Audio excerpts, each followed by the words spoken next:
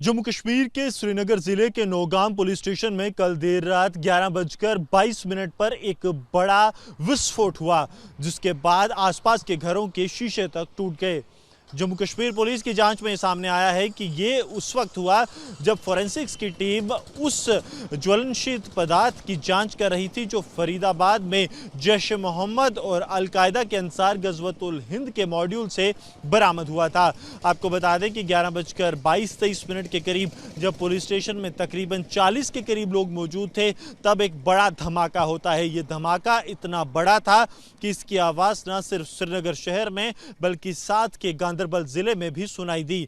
आपको बता दें कि जो संतरी थाने के गेट पर खड़ा था, उसके शरीर के कुछ हिस्से जो हैं वो तकरीबन 100 से 150 मीटर की दूरी पर मिले हैं।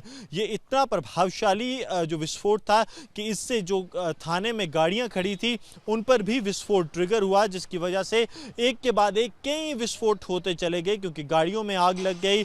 उसकी वजह से उस थाने में जो विस्फोटक सामग्री मौजूद थी उसमें भी काफ़ी ज़्यादा जो है ब्लास्ट हुए।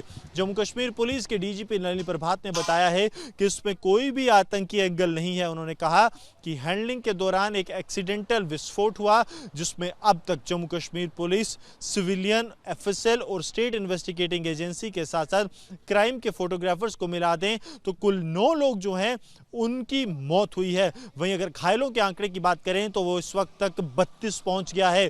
32 यानी कि कुल 27 उसमें पुलिसकर्मी, 3 सिविलियन शामिल हैं और इसके अलावा 2 जो हैं वो स्टेट इन्वेस्टिगेटिंग एजेंसी के भी जो एम्प्लॉयज़ हैं वो वहाँ पर थे।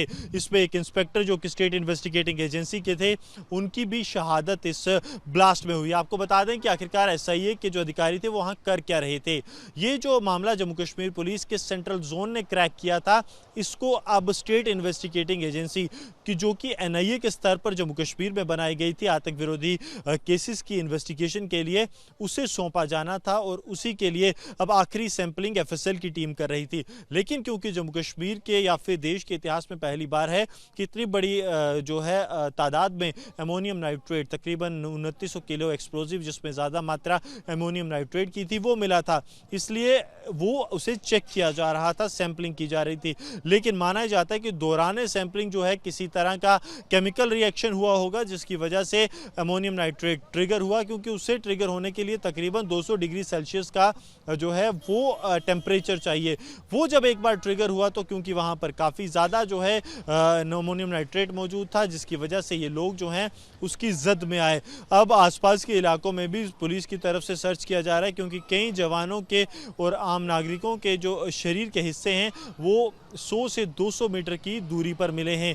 अब इससे एक बात बिल्कुल साफ हो जाती है कि ये उसी तरफ जा रहा है जहां दिल्ली ब्लास्ट किया, क्योंकि दिल्ली ब्लास्ट साइड से 100 से 150 मीटर दूर परसों के दिन ही जो है एक शव की बाजू जो है वो मिली थी मंदिर प्रांगण के बिल्कुल पीछे, और अब इस तरह का एक्सप्लोजन यानी कि सेम मैकेनिज्म जो है वो ट्रिगर हुआ है। अब ये ट्रिगर कैसे हुआ इसकी जांच जम्मू कश्मीर पुलिस कर रही है, लेकिन किसी भी आतंकी एंगल से जो है पुलिस ने अब मना कर दिया है। वहीं इस बीच जम्मू कश्मीर के उपराज्यपाल मनोज सिन्हा जो हैं वो श्रीनगर पहुंचेंगे। आज दोपहर तकरीबन 2 बजे के आसपास वो श्रीनगर पहुंचेंगे और माना जा रहा है कि वो नौगाम भी जाएंगे।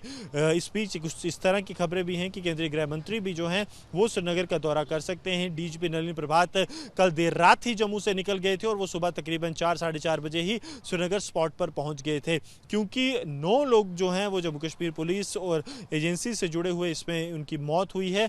ये एक बहुत ही दुखद हादसा है, जिसको लेकर अब फॉरवर्ड और बैकवर्ड लिंकेजेस की जांच लगातार जारी है। कैमरामैन आशु के साथ Gursimran Singh, Republic media network.